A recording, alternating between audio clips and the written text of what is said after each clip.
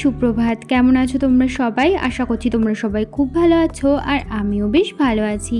আমি সোমা আর আমার ছোট্ট একটি চ্যানেল শখের পরিবারের নতুন একটি ভিডিওতে তোমাদের সকল বন্ধুকে অনেক অনেক স্বাগত জানিয়ে আজকের ব্লগটি আমি শুরু করছি। সবার প্রথমে ফুল দিয়ে আজকের ব্লগটা আমি শুরু করলাম। এর সাজিতে যেই কটা ফুল দেখতে পেলে সেই ফুলগুলো কিন্তু সমস্তটা আমাদের গাছের ফুল, শুধুমাত্র ধুত্রা ফুলগুলো বাদ দিয়ে। তো আজকে আমাদের গাছে একটা বড় জবা ফুল ফুটেছে। আমাদের যেই জবা ফুল গাছটা আছে সেটা তো খুব একটা বেশি বড় হয়নি, তো সেই কারণে না রোজ দিন ফুল ফোটে না। তো মাঝে মাঝে একটা দুটো করে ফুল ফোটে। আর যখন না সকালবেলা উঠে যেদিন দেখি যে গাছটায় ফুল ফুটেছে, তো মনটা এমনিতেই ভালো হয়ে যায় ফুলটা দেখে, যে আজকে আমি তাহলে ফুলটা দিয়ে পুজো দিতে পারবো। নিজের গাছ থেকে ফুল তুলে পুজো দেওয়ার মধ্যে যেই আনন্দটা আছে, এই আনন্দটা কিন্তু বাজার থেকে ফুল কিনে এনে পুজো দিয়ে সেই আনন্দটা পাওয়া যায় না। তো যাই হোক, আমার তো এরকমটাই মনে হয়। তো সকাল সকাল স্নান দান সেরে আমি কিন্তু ঠাকুর ঘরে চলে এসেছিলাম। আর ঠাকুর ঘরে এসে আমি এক এক করে সমস্ত ঠাকুরকে মুছিয়ে নিয়েছি। এখন ঘষে নিচ্ছি চন্দন পরিয়ে তারপরে কিন্তু তুলসী পাতা সব ঠাকুরের চরণে দিয়ে দেব। আমার ডেলি ব্লগ তুমি আগের ভিডিওতে কমেন্ট করেছো, খুব ভালো লাগলো ব্লগটা। আর আমাদের এদিকেও প্রচণ্ড মশা হয়েছে। গো, এই মশার জ্বালায় নিস্তার নেই। আর তোমাকে অনেকটাই ধন্যবাদ এত সুন্দর আমাকে একটা কমেন্ট করার জন্য। এভাবেই কিন্তু আমার পাশে থেকো। তো বন্ধুরা, এই যে দেখো, আমি কিন্তু তুলসী পাতাগুলো ওই চন্দন বাটার উপরে সমস্তটা সাজিয়ে নিয়েছিলাম। তারপর এক এক করে সব ঠাকুরের চরণে তুলসী পাতা দিয়ে দিচ্ছি। আর এখন আমি ফুল দিয়ে আসনটাকে সুন্দর করে সাজিয়ে দিচ্ছি। আমাদের বাড়ির সামনে একটা জায়গায় এই ধুত্রা ফুল গাছ আছে, বেশ অনেক কটা। তো সেখান থেকে এই শাশুড়ি মা সকালবেলা মানে ভোরবেলা উঠে এই ধুত্রা ফুলগুলো তুলে নিয়ে আসেন। তো আজকেও অনেক কটা ধুত্রা ফুল তুলে নিয়ে এসেছেন। কিন্তু যখন ওই পুজো পার্বণ হয়, তিলের উপোস, শিবরাত্রির উপোস, তখন না এই ধুত্রা ফুল একটাও পাওয়া যায় না। মানে 2-3 দিন আগের থেকেই মানুষ কুড়ি তুলে নিয়ে চলে যায়। মানে একটাও ধুত্রা ফুল আমরা পরে আর পাই না। তখন বাজার থেকে কিনেই আনতে হয়। বাজারে তো আর ফুল পায় না, ওই ফুল বাজার থেকে ওই ছোট ছোট কুড়িই কিনে আনতে হয়। তো যাই হোক, এদিকে আমি শিবের মাথায় জল ঢেলে নিলাম। তারপরে এখন আমি পড়ে নিচ্ছিলাম হনুমান চালিসা। আমার না হনুমান চালিসা রোজ দিন পড়তে পড়তে একদমই মুখস্থ হয়ে গেছে। এখন আমার বই লাগে না হনুমান চালিসা পড়তে গেলে, একদম গড় করে বলে ফেলতে পারি।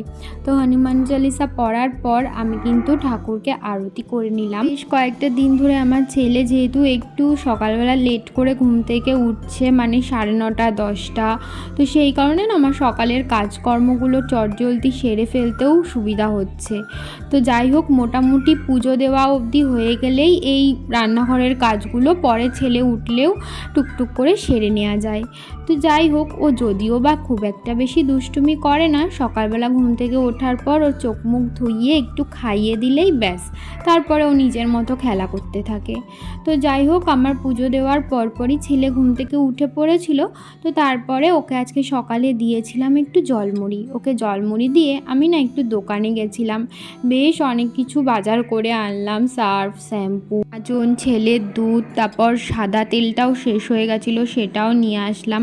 সমস্তটা মিলিয়ে অনেক কটাই বাজার আনতে আনতে দোকানে গিয়ে আমার অনেকই দেরি হয়ে গেছিলো। বাড়ি এসে নিজে একটু খেয়ে নিলাম, কারণ সকাল থেকে যেহেতু কিছুই খাওয়া হয় না, পুজো দেওয়ার পর তারপরেই আমি খাই।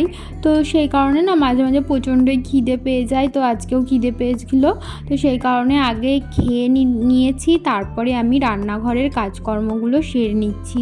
রান্নাঘর আজকে একদমই অগোছালো ছিল, গ্যাস থেকে শুরু করে রান্নাঘরে এঁটো বাসন কোসন ছড়িয়ে ছিটিয়ে ছিল।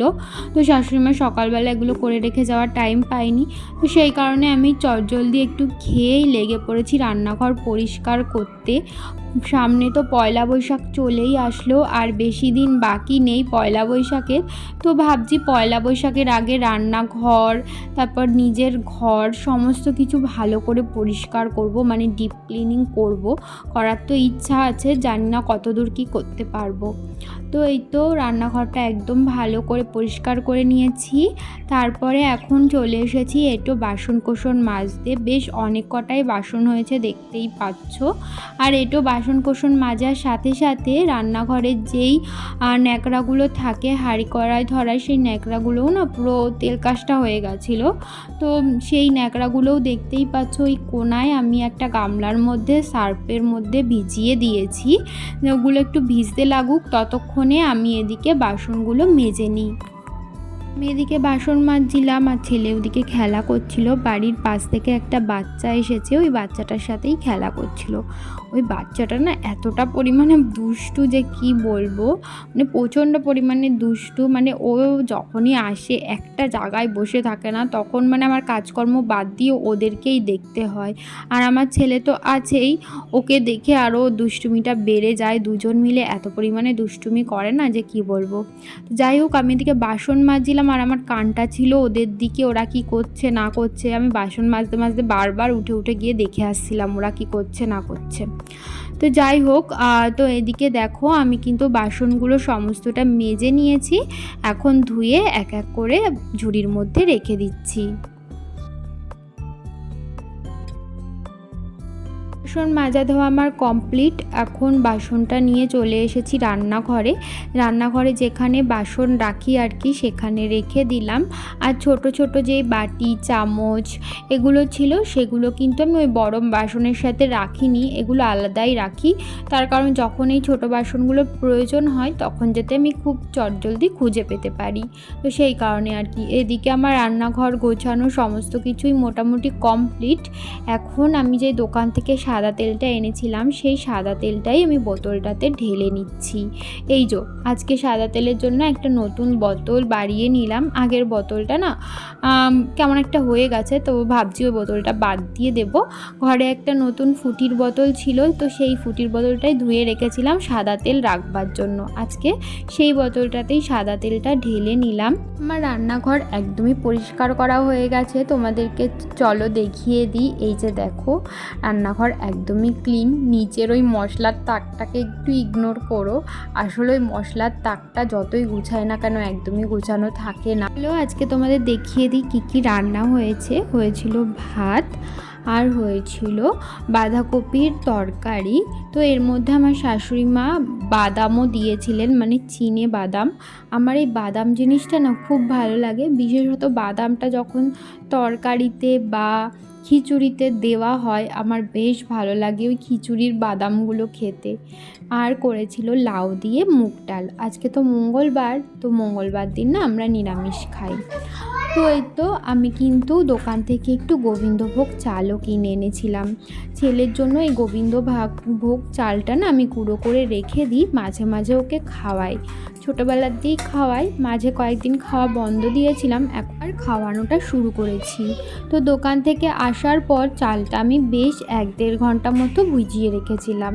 এখন চালটা ভালো করে জল থেকে ছেঁকে নিয়ে এই যে ফুলোর উপরে একটা গামছা পেতে সেই গামছার মধ্যেই ভালো করে বিছিয়ে নিচ্ছিলাম।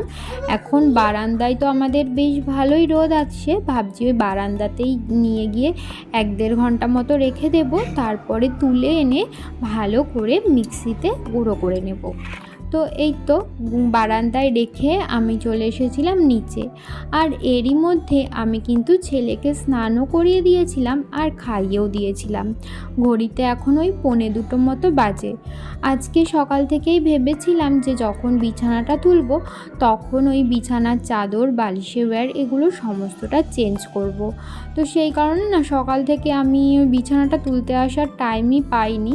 আর বিছানার চাদর বালিশের ওয়্যার এগুলো চেঞ্জ করতে করতে গেলে না একটু হাতে সময় নিয়ে তারপরে আসতে হয়। এই কারণে ভাবলাম দুপুরবেলা ছেলেকে যখন ঘুম পাড়াবো, ঘুম পাড়ানোর আগে বিছানার চাদর পাল্টে বালিশের ওয়্যার পাল্টে বিছানাটা ভালো করে পরিষ্কার করে তারপরেই ঘুম পাড়াবো।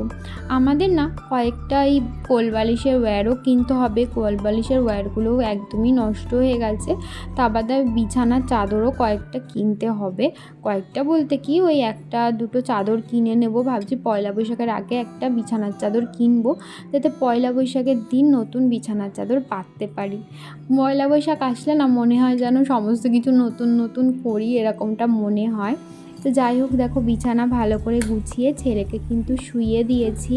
আর ঘড়িতে এখন ওই 2:30 মতো বেজে গেছে। ছেলেকে শুইয়ে আমিও এখন শুয়ে পড়েছি। ওকে এখন আমি গান করে করে ঘুম পাড়াচ্ছিলাম। ওকে ঘুম পাড়িয়েছি, ও ঘুমিয়েছে প্রায় 3টে নাগাদ।